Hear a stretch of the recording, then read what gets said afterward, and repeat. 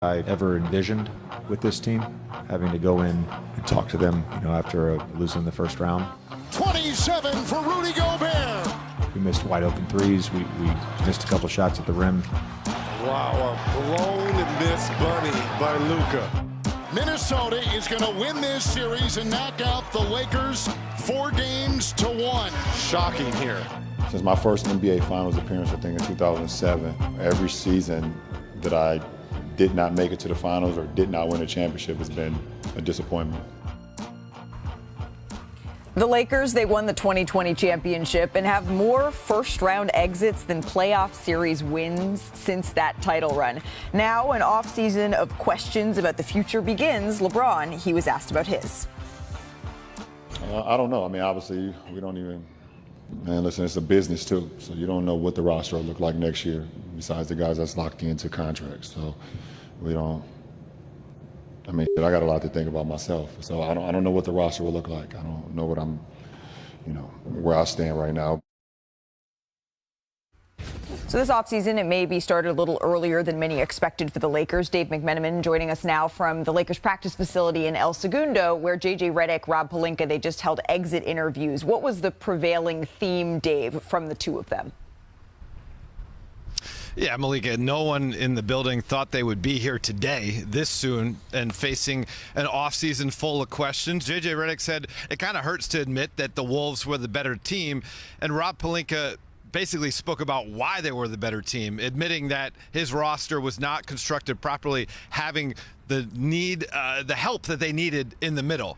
And so that's his number one priority, he said, is to get a center or centers for them to play with next year. But there's a lot of work for this entire organization to do this summer. We have a ways to go as a roster, and certainly there are individuals that were in phenomenal shape. There's certainly other ones that could have been in better shape. That's where my mind goes immediately is we have to get in championship shape. I think LeBron's going to have high expectations for the roster, and we're going to do everything we can to meet those. So obviously part of LeBron's expectations will be, as I mentioned, Rob Pelinka finding some help at the center position for this team.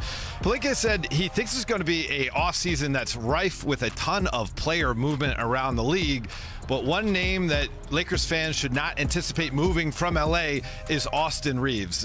Austin told us last night that he didn't play up to his standard in the first round against the Wolves, but Rob Pelinka said he has total faith in Austin, Luka, and LeBron as the pillars of this organization moving forward. So don't be looking for the Lakers to upgrade necessarily at a star position by using Austin Reeves. It's about more finding the right role players around those three. Yeah, maybe some moves around the margin here for the Los Angeles Lakers. Dave McMenamin, thank you so very much for your reporting throughout this series. So we can expect some changes this offseason for Los Angeles, but as for where the front office should start, let's start with our expert, Bobby Marks. Bobby, we've heard again and again here, the Los Angeles Lakers, they need a center. That's how Luka Doncic thrives. We know that, but I'm struggling to see what assets they have to go out and get that guy, and who is that guy? What should the priority be?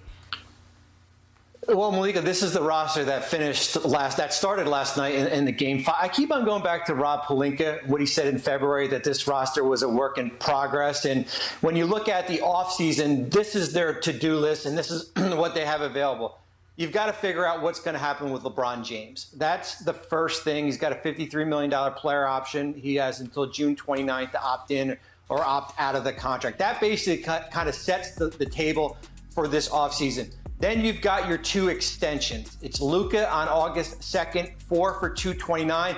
As Dave mentioned, Austin Reeves also extension eligible, 4 for $90. Now here are your two big things. You've got to find yourself a starting center. If it wasn't well known, it was well known last night that they need a starting center. They have draft assets. They have got a 2031 first round pick. They've got swap rights in 5 years. They've got what I call these sweet spot contracts. There's 10 players between $2 and $20 million. Rui Hachimura, Dorian Finney-Smith, Gabe Vincent. And then the other thing is, how do you build playoff depth? Not regular season depth, but playoff depth. And that is going to be their task. All of this because Anthony Edwards, we might as well start calling him Kingslayer. And he is today's electric moment, brought to you by Hyundai. So let's take it back to the first round last year. And he led the Wolves to a sweep over the Suns and his personal idol, Kevin Durant. He capped it off with 40 points in the closing game. And then next up, he ended Denver's shot at a repeat. He sent the reigning MVP packing. The Wolves completed a 20-point comeback in Game 7 to knock out the Denver Nuggets. And that all brings us back to last night. He took down the king, LeBron James, in 5 games. And 2 birds, 1 stone, a little revenge over Luka Doncic, who eliminated the Wolves in 2024 as a member of the Mavericks. Right after the game, he let everyone know who won in 5. Wolves in 5. Wolves in 5. Wolves in 5, John. Oh, big room, MVP, baby. We were waiting on the man. He picked the best game to do it. Man, let's go get another 4. It's a new era for the Timberwolves. They've won playoff series in back-to-back years for the first time in franchise history. Over the last 2 years, Minnesota has won 3 playoff series after winning just 2 across their first 34 seasons in the NBA. And Edwards took his message to the Los Angeles streets. He let everybody outside of Crypto.com Arena know it, too. Man, they've been talking all week. Hey, all the analysts said what they say. Lakers in 5. And then look, when we was up 3-1, they said Lakers in 7. And they said, go to hell today. Hey, Ty, what is it? Hey, the good guy gonna die in this movie. Hey, the good guy gonna die in this movie. He is just too much fun here. Perk, what did Anthony Edwards show you in this series? I know he said he don't want to be the face of the league, but he might not have a choice. I mean, he is a straight killer, taking down all giants from Jokic last year, KD, now Bron and Luka, and now possibly is going to face Steph in the next round. And again, I said this before, Malika, he's every former player favorite player. Ask Danny right now who's his favorite player in the NBA. Ask Danny right now. It might be that guy. It definitely, he's one of them. It's that guy. I know, and so what I'm saying is I'm seeing it grow. Even though he went 5 for 19 from the field yesterday, he still was the floor general that helped them win that game. The 8 assists, the 11 rebounds, the tenacity defensively, giving people confidence. He gave me confidence to be on this TV talking about his game. That's how much I miss with Anthony Edwards. Real, man. He's a dog, and I know he don't want it, but it might just be there for him anyway. For sure. I mean, as much as I love to watch him, he's one of my favorite guys, and everybody watching the game loves to watch Anthony Edwards. Yeah. I got to give a lot of flowers to Julius Randle. This guy had an unbelievable series, and when the trade happened, a lot of people doubted whether or not Minnesota would be one of those teams to even get out of the first round or even in the playoffs. They've really hit their stride, and he has hit his stride toward the end of the season and coming in. Anthony Edwards did not have a great shooting night last night. He played pretty bad. Shooting-wise. So defensively, he was great, but Juju stepped up. Him and Rudy Gobert, of course, they bullied the Lakers time and time again on the glass. But he was an enforcer, man, and he's been unbelievable toward the end of the season for the Minnesota Timberwolves. Yeah. And they're looking like a team that could get back to that Western Conference Finals. Yeah, given what we saw from Julius Randle, from Rudy Gobert, even Mike Conley hitting a big shot there down the stretch as we showed in the highlight at the top of the show, Brian, it had me thinking, being around this team, seeing the energy they had, knowing that the Golden State Warriors and Houston Rockets sort of continue to beat up on each other, and Minnesota is just sitting at home waiting for the winner of that series. What does their path look like from here to you? Because it seems pretty bright.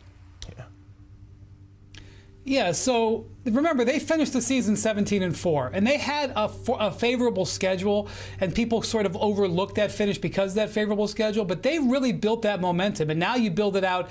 It's 22-5, and they just won a series where they won twice in Los Angeles. And look, one of the things that you love about Anthony Edwards, to use a phrase from Jared Allen of the Cavs, he plays ethical basketball. Yes, he dunks. Yes, he talks trash, but guess what? He plays at both ends of the court, and he always makes the right play. He gets the double team, he finds his teammate.